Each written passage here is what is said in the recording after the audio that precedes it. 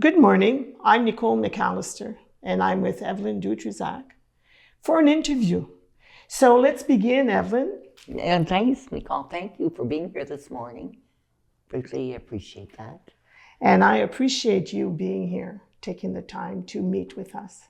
So I'm going to ask you, let's start with you telling us a little bit about yourself, your credo, your passion, your principles. Well, my credo, I would say that I've chosen throughout my life positions or careers or profession that's permitted me to grow, to really be close to people, to be myself, trying to be the most that I am, and be able to meet as many people as I can. Because throughout my life, my family, my husband and our 3 children, my close family knit. I was a teacher, so I was close to students and the staff. And then through all my different positions in the community, because I believe in community, I really believe that I was put on earth to really have a worthwhile life through teaching, and through other ways to communicate with people, to be close to people. So my most important part of me, I guess, is meeting people, building relationships, strong relationships, getting to know people, and when I get to know them, to discover who they really are, and then to help them empower themselves, so that together, I see myself as a person working with people, living with people, so that we can really have sharing of life experiences and look for the good in our communities. I understand, Evelyn, that you are a people person. Now let's go back, and I'd like to know what path led you to this profession. Well, I was a teacher. I taught at Rayside and Champlain. I was a science, a family studies, a special ed, and a religion teacher. And I'd have to say that I decided on that passion. I decided when I was in grade 11 at Chelmsford High. The teachers there were so kind and helping me grow as a person. And I think of Don Scott. I think of Bruno Paulicel. I could name mostly all the teachers, Georges Menard. They helped me become who I am, really. They encouraged me as a person. So my experience as an elementary student, as a secondary, and then a university student, permitted me to realize the importance of education, how it had really touched me as a person to really become who I am at that time in my life, and then to help young people really choose professions that really help us to be happy. So my school years were very touching to me. And I decided in grade 11 that I was going to be a teacher, that I was going to help youth, especially adolescents. I loved the adolescent years, and I went through crises during that time. So I decided that I was going to be a teacher. Well, I see that your path was very clear, even at a young age. And it's so wonderful to see, because today, in today's age, some students don't know what they will be in grade 11. So thank you for that. Maybe we could speak a little bit more specifically about your career. What were the main areas of work? Well, as a teacher, I found that I'm so grateful. I was so blessed. And I'll tell you that teaching was difficult. Like my first year of teaching, I taught, I had 5 preps. So it meant that I had to work a lot. I prepare my classes, do corrections, do the reports. On one side, it was difficult. On the other side, I got to know my students. I always thought that it was very important to call, talk, address my students by knowing their names. So I, as an early teacher, and when I always taught, I always had circles of love, circles of friendship. And I would get to know my students the first couple of days when I started a semester. I always found it so important that I wouldn't say, hey, you, but I would call you by your name. And then I would get to know your history. As an educator, I worked with the students, I taught the students, and the material that I taught them was very important: science, family studies, religion. And I taught special ed, but what was important was to teach them the importance of relationships. I had lived that as a student when I was a young woman, and I wanted that to be the main aim of my teaching, to be able to bond in a positive manner with my students so that I could really get to know them, know their limits as well as their gifts. And I found that first week in a classroom, in a semester, really spending time and building connections. Sounds like you're still very passionate about the work you did. That's great to see. Now, maybe you could speak a little bit more about the rewards that you lived and the passions. When we get that through your talk, but the rewards that you got into teaching, and also maybe the struggles, because teaching is a hard job. Well, it's challenging. Teaching is really challenging because as a teacher, I had responsibilities. I was there to make sure that I was teaching my students, depending on the different discipline that I was teaching. If I was teaching them science, if I was teaching grade 11 biology, I wanted my students at the end of the semester to really know about the biology. Or if it was family studies, if I was doing parenting, or if I was doing dietetics, really wanted my students to know the real matter, to understand the discipline and to grow as an individual.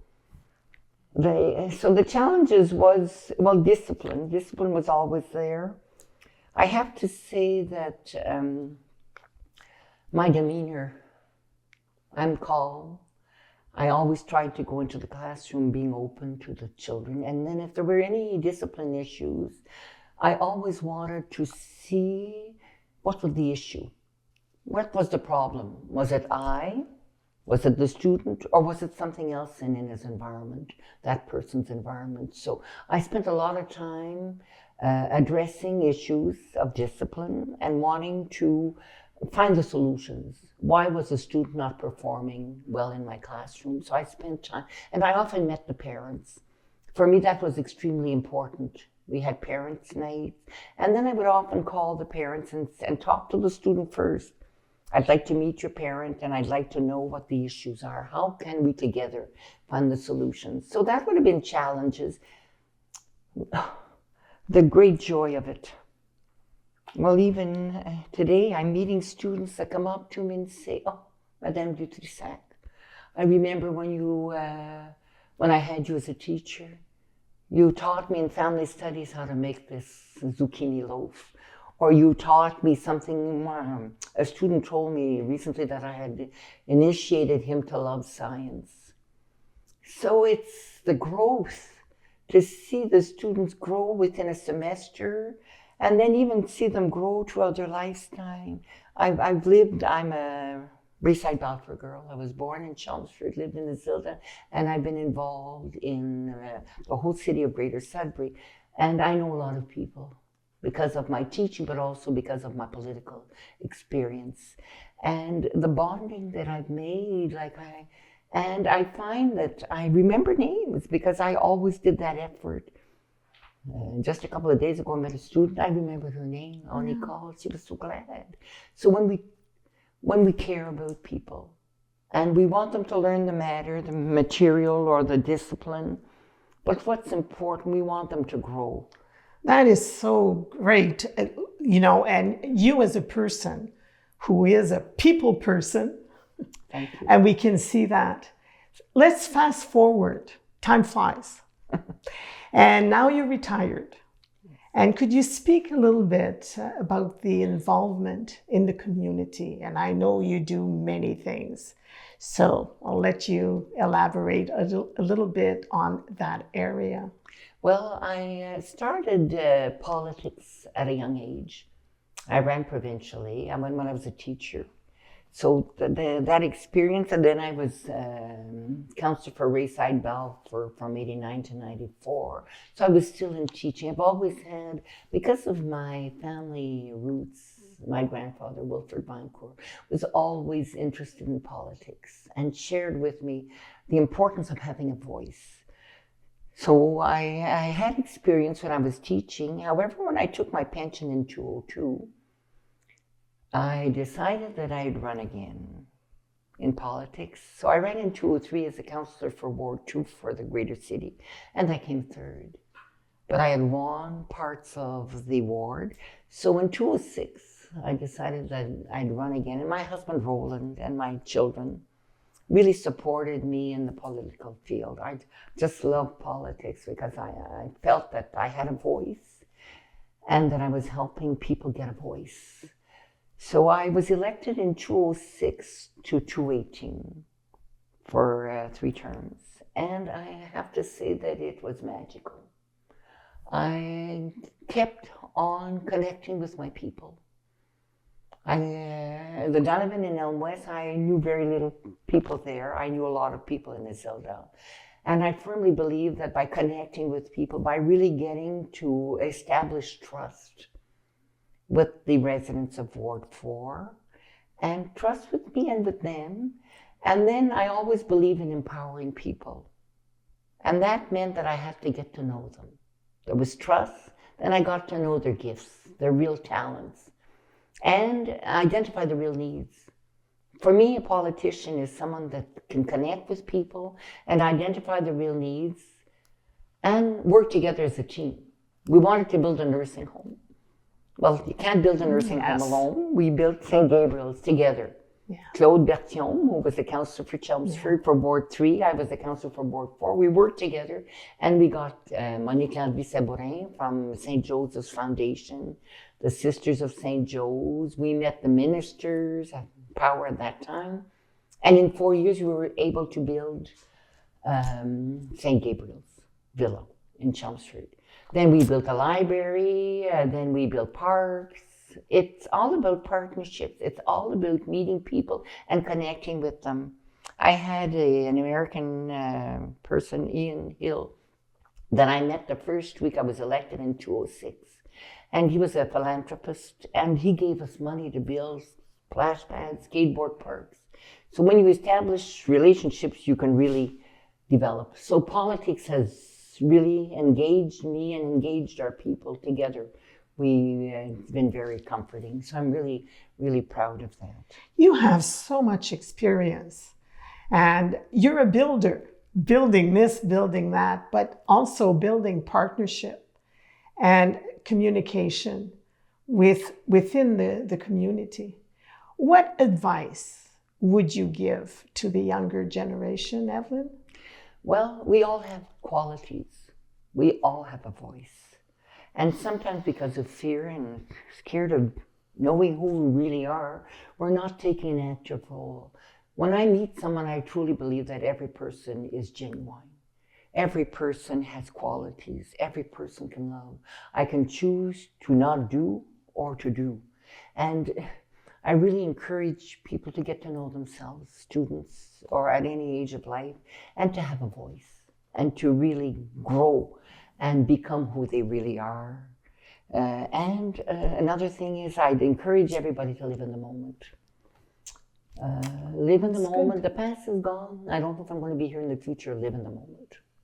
That is really good advice. Live in the moment, yes. And that's something that we should all strive to do.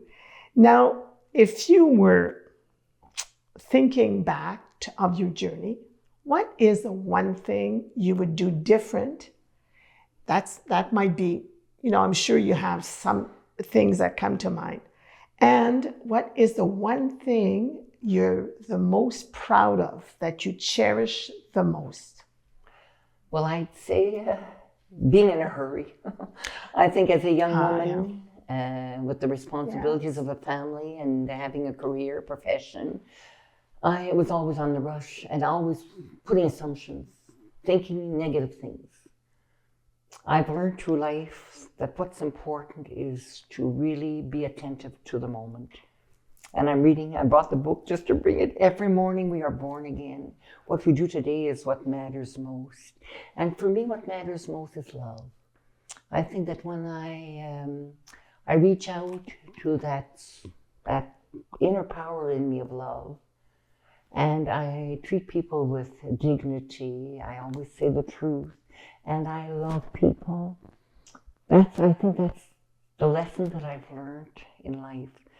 Take the time to be attentive, to listen attentively, to see with eyes of love, and then to connect with the good in me, and then to be myself and to respect and love people.